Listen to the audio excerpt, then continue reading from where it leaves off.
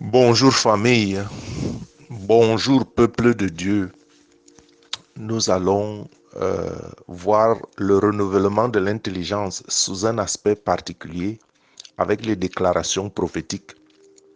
Je veux dire d'emblée que si quand on parle de Jésus, ou bien si tu as encore honte de parler ouvertement de Jésus ou de la parole de Dieu, c'est que quelque part tu as encore un problème, même si tu crois en Jésus. Je répète, je dis que même si tu crois en Jésus et que tu as honte de parler ouvertement de la parole de Dieu ou de Jésus, sache que tu as encore un problème et que quelque part euh, Satan te tient encore prisonnier quelque part parce que on ne peut pas avoir honte de celui qu'on aime. On ne peut pas avoir honte de celui que nous aimons.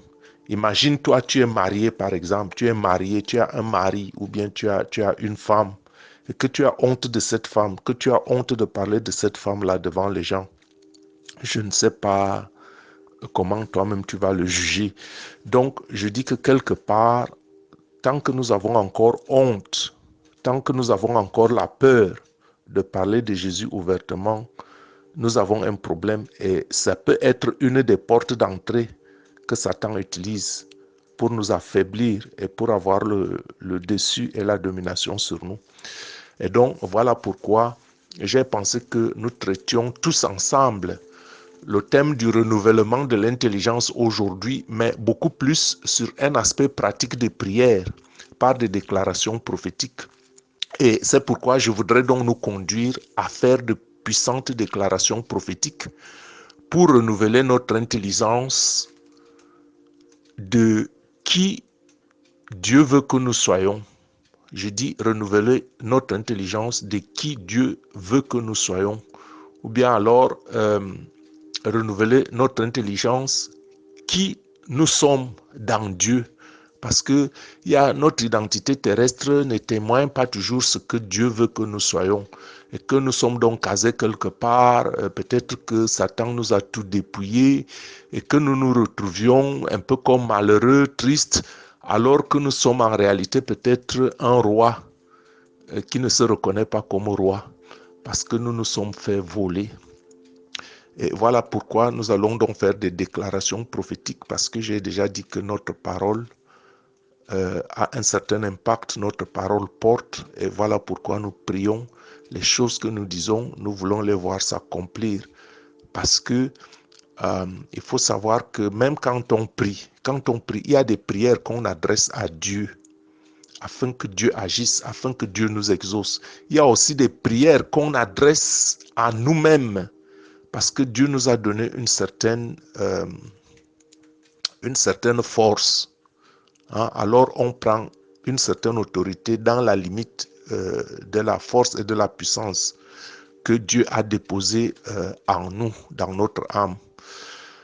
Et voilà pourquoi la seule foi en Dieu ne suffit pas. Il faut aussi avoir foi en soi-même. Hein? Et avoir donc la foi, c'est aussi proclamer ce que Dieu dit que nous deviendrons. Je dis, la foi, c'est aussi proclamer ce que Dieu a dit que nous deviendrons.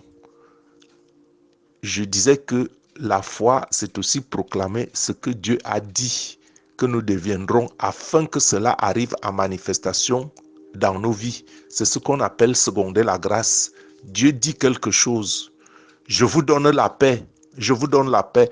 Et cette paix-là, si vous ne la proclamez pas, si vous ne la saisissez pas, on peut vous la voler par les circonstances qui vous entourent. Les circonstances, vous pouvez choisir que les circonstances influent sur vous et que vous deveniez triste. Alors vous passez à côté de la paix que Dieu vous donne. Parce que Dieu ne donne pas la paix comme donne le monde. Il faut se saisir de la paix, il faut se saisir de la joie que Dieu vous donne. Et voilà pourquoi il est des fois important d'aller en prière et de proclamer ces choses. Et quand on proclame ces choses, on ne prie pas seulement pour prier, on prie et on vit aussi ce qu'on prie afin que ce que l'on prie se réalise. Je ne sais pas si je me fais comprendre. Et voilà donc pourquoi je répète qu'il est important de proclamer certaines choses dans la prière, des choses qu'on veut faire voir. Il y a des prières qu'on adresse à Dieu, il y a des prières qu'on parle à nous-mêmes, qu'on parle à notre âme, parce que notre propre parole a un impact sur nous et notre parole peut aussi porter auprès de Dieu certains messages quand nous l'appelons au secours afin qu'il vienne nous aider. Et donc je disais que nous pouvons des fois mener une vie qui n'est pas forcément que la vie que Dieu a réservée pour nous. Nous pouvons mener une vie qui n'est pas forcément la vie que Dieu a réservée pour nous. Et voilà pourquoi, quelque part, il faut lutter, il faut se battre afin de sortir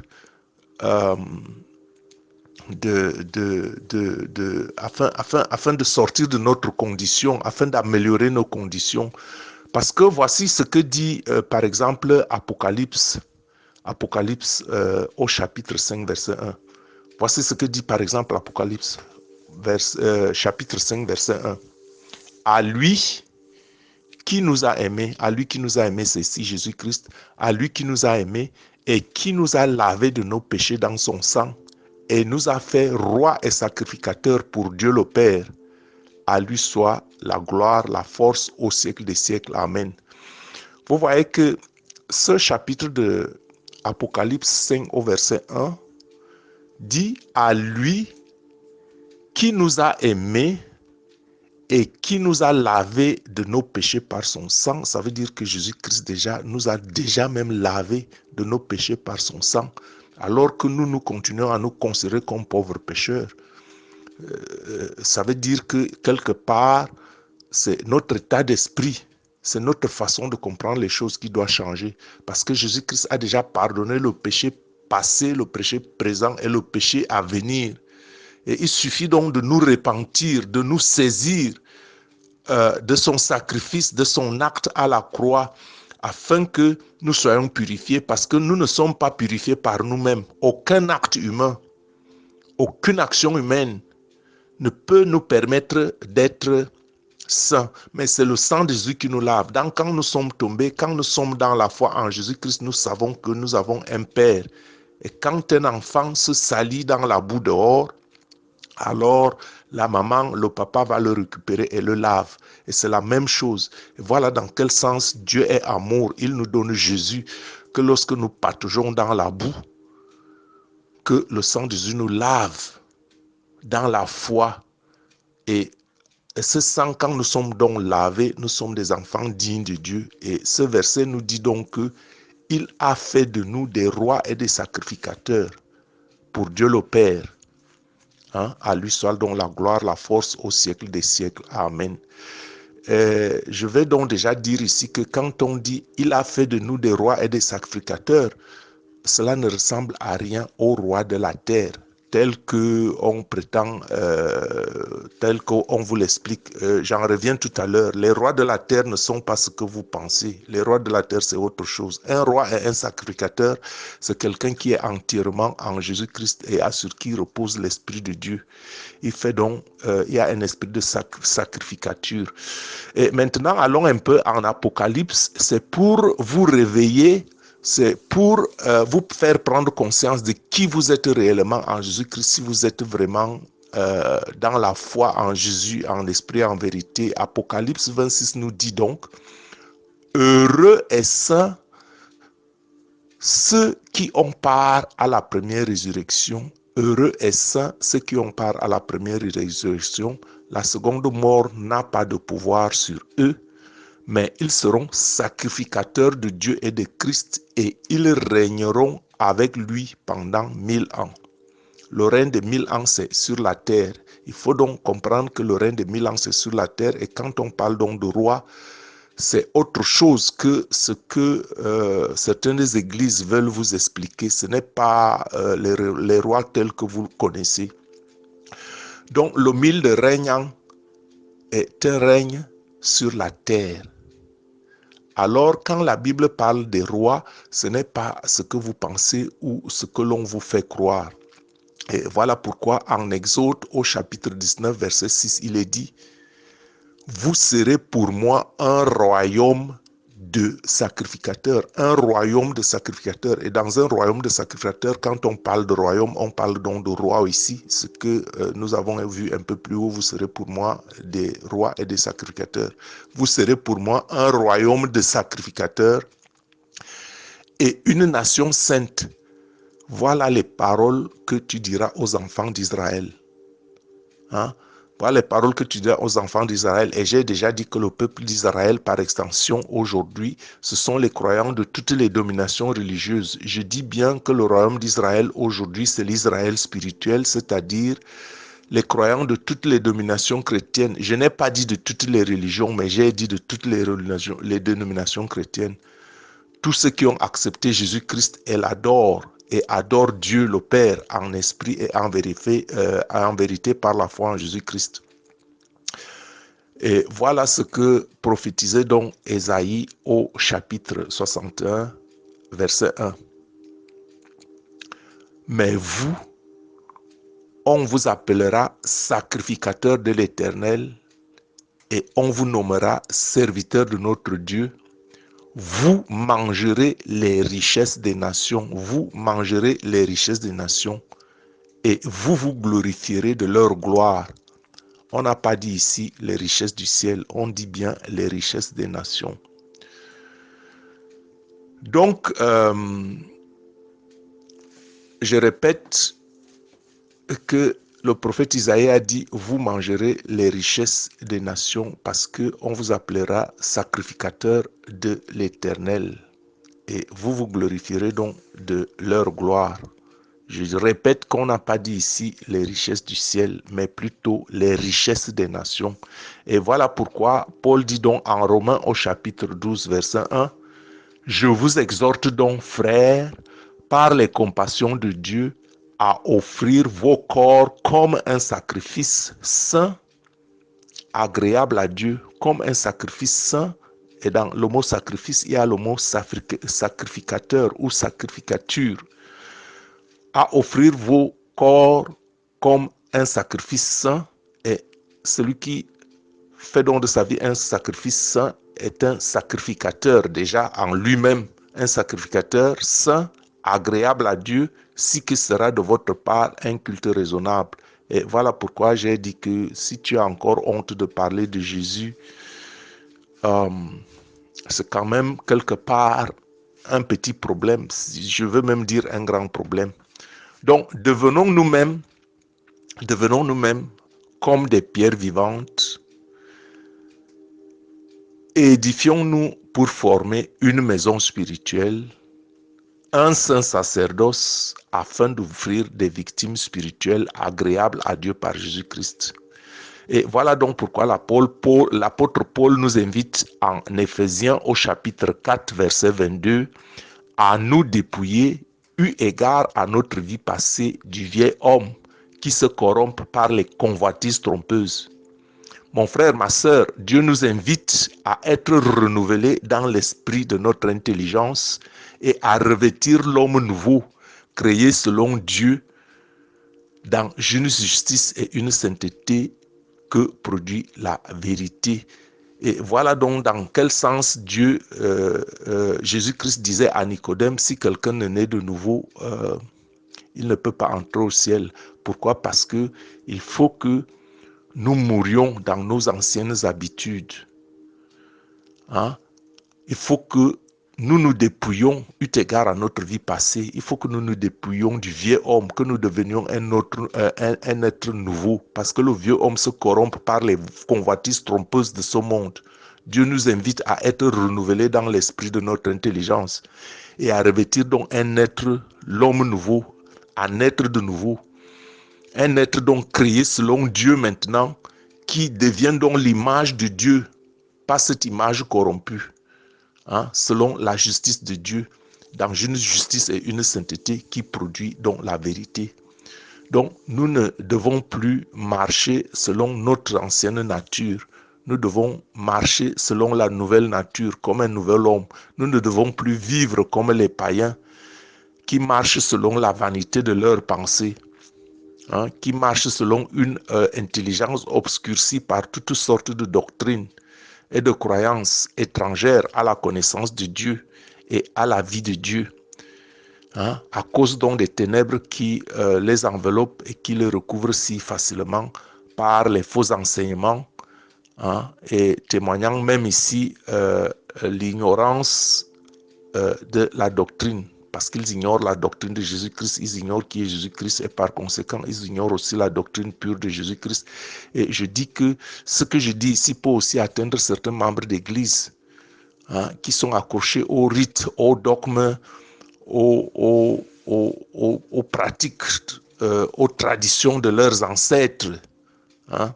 Il faut s'accrocher à la doctrine de Jésus-Christ et s'accrocher à la doctrine pure de Jésus-Christ, c'est ce qu'on appelle renouveler l'intelligence, se remettre en cause, hein. La doctrine pure de Jésus-Christ est dénuée de tout dogme, dénuée des rites, des traditions des siècles.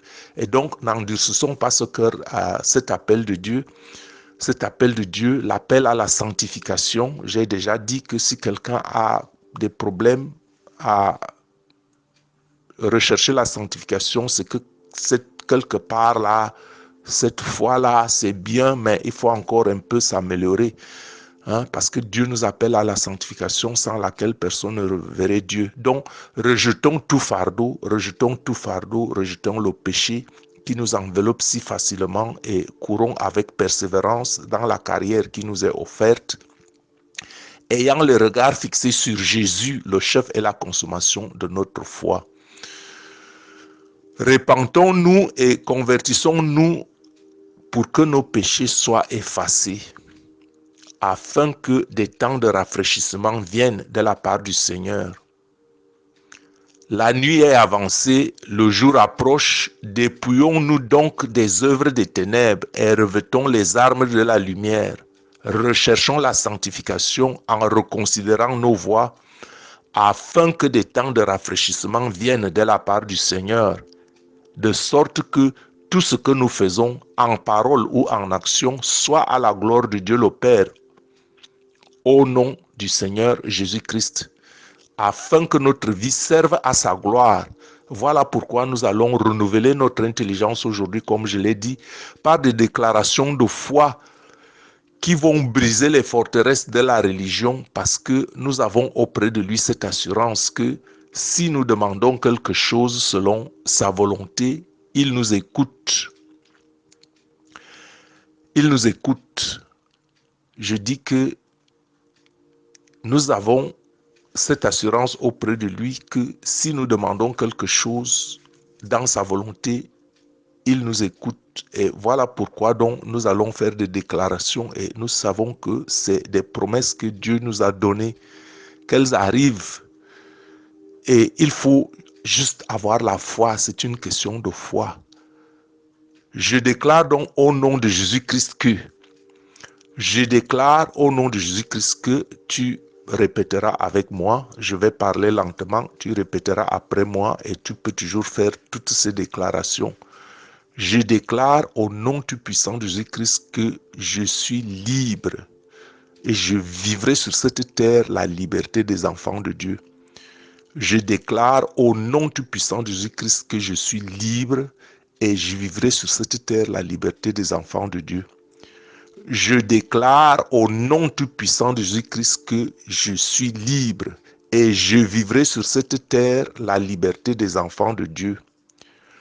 Je reçois et fais mienne la révélation de la puissance extraordinaire de Dieu.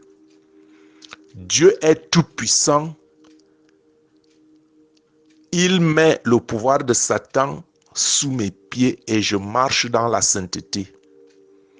Je reçois et je fais mienne la révélation de la puissance extraordinaire de Dieu. Dieu est tout puissant. Il met le pouvoir de Satan sous mes pieds et je marche dans la sainteté. Je reçois et fais mienne la révélation de la puissance extraordinaire de Dieu. Dieu est tout puissant et il met le pouvoir de Satan sous mes pieds et je marche dans la sainteté. Je déclare au nom tout puissant de Jésus-Christ que mon Dieu est tout-puissant et je le vois comme tel. Je suis saturé de la conscience de la toute-puissance de Dieu en toutes circonstances. Je ne perds pas courage dans mes combats. Je déclare au nom tout-puissant de Jésus-Christ que mon Dieu est tout-puissant et je le vois comme tel. Je suis saturé de la conscience de la toute-puissance de Dieu en toutes circonstances et je ne perds pas courage dans mes combats. Je déclare au nom tout-puissant de Jésus-Christ et je le vois comme tel que Dieu est tout-puissant. Je suis saturé de la conscience de la toute-puissance de Dieu en toutes circonstances et je ne perds pas courage dans mes combats. Je déclare au nom tout-puissant de Jésus-Christ que la même puissance qui a ressuscité Jésus d'entre les morts agit dans ma vie, en moi et en ma faveur. J'appelle le Saint-Esprit au secours pour nettoyer mon temple à la sainteté qui convient à mon Dieu. Je déclare au nom tout-puissant de Jésus-Christ que la même puissance qui a ressuscité Jésus-Christ dans les morts agit dans ma vie, en moi et en ma faveur. J'appelle le Saint-Esprit au secours pour nettoyer mon temple à la sainteté qui convient à mon Dieu. Je déclare au nom tout-puissant de Jésus-Christ que la même puissance qui a ressuscité Jésus-Christ d'entre les morts agit dans ma vie, en moi et en ma faveur. J'appelle le Saint-Esprit au secours pour nettoyer mon temple à la sainteté qui convient à mon Dieu. Je déclare au nom tout-puissant de Jésus-Christ que la même puissance qui a élevé Jésus-Christ au-dessus de toute autorité, au-dessus de toute principauté, au-dessus de toute force des ténèbres, que cette puissance m'accompagne chaque jour de ma vie et me donne la victoire dans tous mes chemins de la recherche, de l'amour et de la justice de Dieu. Je déclare au nom tout-puissant de Jésus-Christ que la même puissance qui a élevé Jésus-Christ au-dessus de toute autorité, au-dessus de toute principauté, au-dessus de toute force des ténèbres, que cette puissance m'accompagne chaque jour de ma vie et me donne la victoire dans tous mes chemins de la recherche de l'amour et de la justice de Dieu. Je déclare au nom tout-puissant de Jésus-Christ qui a élevé Jésus, que la même puissance qui a élevé Jésus au-dessus de toute autorité, toute principauté, au-dessus de toute force des ténèbres, que cette puissance m'accompagne chaque jour de ma vie et me donne la victoire dans tous mes chemins de la recherche de l'amour et de la justice de Dieu. Je déclare au nom tout-puissant de Jésus-Christ que par la puissance de Dieu, toute la volonté de Dieu sera parfaitement manifestée en moi et par moi. Sa parole me maintient sur les rails, sur les bornes qu'il a tracées. Je déclare au nom tout-puissant de Jésus-Christ que par la puissance de Dieu, toute la volonté de Dieu sera parfaitement manifeste en moi et par moi. Sa parole me maintient sur les rails, entre les bornes qu'il a tracées. Je déclare au nom tout-puissant de Jésus-Christ que par la puissance de Dieu, toute la volonté de Dieu sera parfaitement manifestée en moi et par moi. Sa parole me maintient sur les rails, dans les bornes qu'il a tracées. Je déclare au nom tout-puissant de Jésus-Christ que par la puissance de Dieu, tout ce que Satan et ses agents ont prévu me concernant est voué à l'échec. Tout ce que Dieu a prévu me concernant va réussir. Je déclare au nom tout-puissant de Jésus-Christ que par la puissance de Dieu, tout ce que Satan et ses agents ont prévu me concernant est voué à l'échec. Tout ce que Dieu a prévu me concernant va réussir. Je déclare au nom tout-puissant de Jésus-Christ que par la puissance de Dieu créateur, tout ce que Satan et ses agents ont prévu me concernant est voué à l'échec et que tout ce que Dieu a prévu me concernant va réussir.